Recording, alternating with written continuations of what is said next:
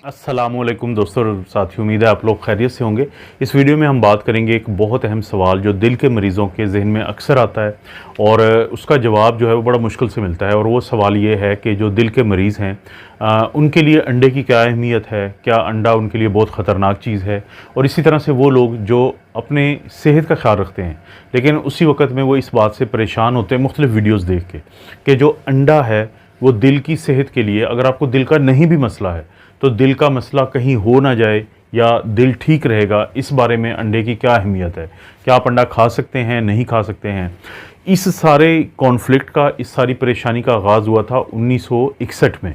1961 में एक रिसर्चर हैं, एक ग्रुप था, तो उनकी एक स्टडीज़ शाया हुई जिन्होंने ये दावा किया कि जो सैचुरेटेड फैट्स होते हैं और जो अंडे में मौजूद कोलेस्ट्रॉल होता है तो ये दिल की सेहत के लिए, दिल की खून की नालियों के लिए ये ख़तरनाक होता है। और ये वो प्रोसेस जिसको हम एथेरोस्क्लेरोसिस कहते हैं तो उसकी वजह बनता है। यही वजह है कि पिछले 50 से 60 साल में लोग आज तक अंडे की जो अहमियत है उसको समझ नहीं पाए और बल्कि उसी स्टडी की वजह से इसको समझते हैं कि ये दिल के लिए ख़तरनाक है और वो इससे खौफ खाते हैं। अंग्रेज़ी में कहते हैं कि first impression is the last impression, क्योंकि शुरू में ही उस स्टडी की वजह से लोगों के जहन में ये बिठा दिया गया कि इसके अंदर जो कोलेस्ट्रॉल है वो एक ख़तरनाक चीज़ है।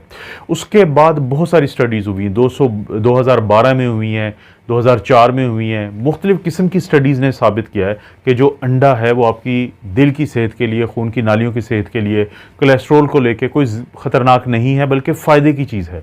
अंडे के बारे में कहा जाता है कि ये कंप्लीट फूड है, इसलिए इसको ये कहा जाता है कि इसके अंदर मिनरल्स हैं, इसके अंदर विटामिन, जैसे विटामिन ए है, डी है, ई है, के है। इसके अंदर ओमेगा 3 फैटी एसिड्स नामी बहुत एक मखसूस किस्म का फैटी एसिड है जो एंटीऑक्सीडेंट का किरदार अदा करता है।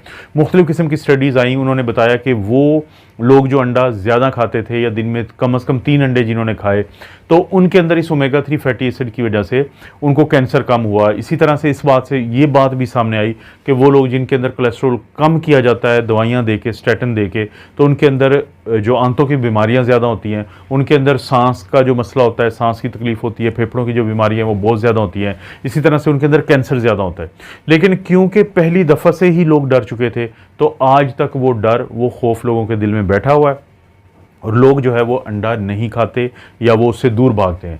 हालांकि अंडे के अंदर कोलीन है। अब कोलीन एक ऐसी चीज़ है जो प्रेग्नेंट ख़वातीन के लिए बहुत ज़रूरी है, क्योंकि उनके बच्चे के दिमाग की डेवलपमेंट हो, उनके गुर्दों की डेवलपमेंट हो, उनके मुख्तलिफ जो ऑर्गन्स बनते हैं तो उनमें कोलीन का बहुत अहम किरदार है और अंडे के अंदर मौजूद होती है कोलीन।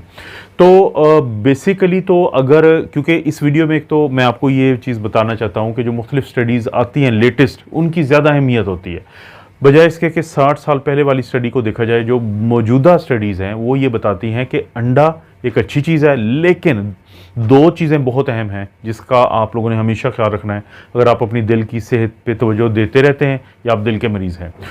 कि बहुत अहम बात है कि जो अंडा है वो आपने लिया कहाँ से है, उसका सोर्स कहाँ से है, वो आया कहाँ से है। मसलन 2 किस्म की मुर्गियाँ होती हैं। एक होती हैं कि जो पिंजरों के अंदर रखी होती हैं, एक मुर्गियाँ वो होती हैं जो फार्मी जिनको हम कहते हैं, जो जिनकी पैदाइश होती है पिंजरे के अंदर, जो आखिर वक्त तक पिंजरे में रहती हैं, उनको खुराक भी पिंजरे में मिलती है, वो उनको कोई आज़ादी नहीं होती घूमने फिरने की। एक उनका अंडा होता है।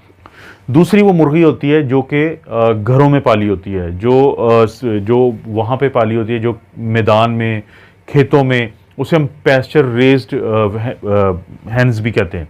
यानी ये वो मुर्गियाँ हैं जो आज़ादाना घूमती हैं, आज़ादाना खाती हैं, आबो हवा, बाकी सारा इंटरेक्शन जिसको हम सोशल इंटरेक्शन कहते हैं, ज़ाहिर जानवरों का भी होता है, तो वो हर चीज़ को इंजॉय करती हैं। उनकी खुराक मुख्तलिफ होती है, खुराक में प्रोटीन, कार्बोहाइड्रेट या बाकी चीज़ें उनकी मुख्तलिफ होती हैं। तो एक तो सबसे अहम जो बात है ना, वो अंडा खाने से पहले आपने देखना है कि जिस मुर्गी का अंडा आप खा रहे हैं उसके रंग पे ना जाएं। लोग कहते हैं जी ये तो देसी है, ये फार्मी है, तो इसकी कोई अहमियत नहीं होती, वो नस्ल का फ़र्क होता है। सिर्फ इस चीज़ का फ़र्क है कि देसी अगर मुर्गी है उसको भी अगर पिंजरे में रखा जाता है हर वक्त और उसका अंडा भी उतना ही आपके लिए नुकसानदेह है जितना फार्मी का है, जिसको हम उर्फ़े आम में फार्मी कहते हैं, लेकिन इसका मतलब होता है पिंजरे की मुर्गी। तो असल में रंग ज़्यादा अहम नहीं है अंडे का, बल्कि ये अहमियत है कि वो जो अंडा जिस मुर्गी से आया है वो मुर्गी जो है वो उसकी अफजाइश कैसे हुई है, वो खेतों में घूमती रही है, वो आज़ादाना घूमती रही है, वो मुख्तलिफ़ किस्म के खाने खाती रही है। तो अगर तो इस तरीके से की गई है तो फिर तो उसका अंडा आपके लिए बहुत मुफीद है। उसके अंदर जो ओमेगा 3 फैटी एसिड होता है वो बहुत ज़्यादा होता है। वो आपके अंदर ऑक्सीडेशन, मुख्तलिफ़ किस्म की बीमारियाँ, ब्लड प्रेशर, शुगर, दिल की बीमारियाँ, उनसे बचाने में ये ओमेगा 3 फैटी एसिड बहुत काम आता है। लेकिन अगर वो पिंजरे की मुर्गी है तो उसके अंदर ओमेगा 3 फैटी एसिड कम होता है, तो आपके अंदर फिर ये मुख्तलिफ़ किस्म की बीमारियाँ ज़्यादा रहती हैं अंडा खाने के बावजूद। पहली तो ये अहमियत है। दूसरी बहुत ज़्यादा अहमियत है कि कोशिश करें कि अंडे को या तो बॉयल करके खाएं, या एक और तरीका होता है कि आप हल्की सी आंच पे पानी गर्म रहता है और आप अंडा जो है उसके अंदर रख देते हैं, उससे भी वो उस हालत में चला जाता है। बॉयलिंग तो ये है कि आप जल्दी कर लेंगे, लेकिन पोचिंग कहते हैं इसको, कि जिसमें अंडा जो है वो आहिस्ता आहिस्ता एक ऐसे पानी के अंदर जो बिल्कुल नीम गर्म होता है वो तैयार हो जाता है और आप उसको खाते हैं। ये दुनिया का सबसे बेहतरीन तरीका है अंडा खाने का।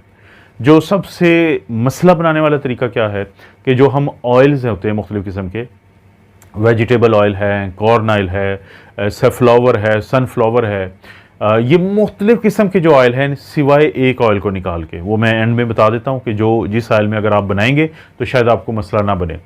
तो ये तमाम वेजिटेबल ऑयल क्या करते हैं कि जैसे ही इनको हरारत पहुँचती है, जैसे ही इनको ये हरारत पहुँचेगी तो ये ऑक्सीडाइज्ड हो जाएंगे। ये बिल्कुल ऐसे ही है जैसे आप लोहे को बाहर अगर रखें आबो हवा में, तो जब उसको हवा और पानी पड़ता है तो उसको जंग लग जाता है और वो बिल्कुल ख़राब होने की तरफ चला जाता है। तो ये ऑयल भी जब ऑक्सीडाइज्ड होते हैं तो फिर इनके अंदर फ्री रेडिकल जन्म लेते हैं जो आपकी सेहत के लिए नुकसानदेह हैं। लेकिन अगर आप कोकोनट ऑयल इस्तेमाल करते हैं और कोशिश करते हैं कि उसको बहुत ज़्यादा आप अंडे को ना पकाएं, यानी कोकोनट ऑयल इस्तेमाल करें, वो एक हीट स्टेबल ऑयल है, नारियल का जो जिसको हम तेल कहते हैं, तो वो एक हीट स्टेबल होता है, तो वो फिर ऑक्सीडाइज नहीं होता, उसमें फ्री रेडिकल ज़्यादा नहीं बनते, तो आपको नुकसान नहीं होता। ऑक्सीडेशन की क्या अहमियत है उसमें सबसे आखिर वीडियो के आखिर में ये बात समझें। लोग कहते हैं कि जी आपका एलडीएल बढ़ा हुआ है तो आपके लिए नुकसानदेह है। दोस्तों, एलडीएल नुकसानदेह नहीं होता, ऑक्सीडाइज्ड एलडीएल नुकसानदेह होता है।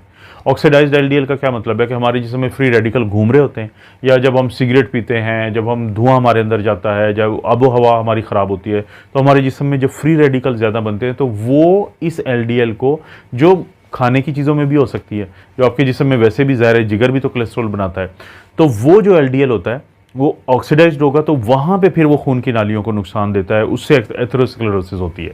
लेकिन जहन में रखें कि दुनिया में एक बहुत बड़ी स्टडी की गई थी, उसने ये बताया कि 50% लोगों में कोलेस्ट्रॉल ज़्यादा था और 50% लोगों में कोलेस्ट्रॉल जो है वो कम था, नॉर्मल था, लेकिन दोनों में एक जैसे ही हार्ट अटैक हुए थे।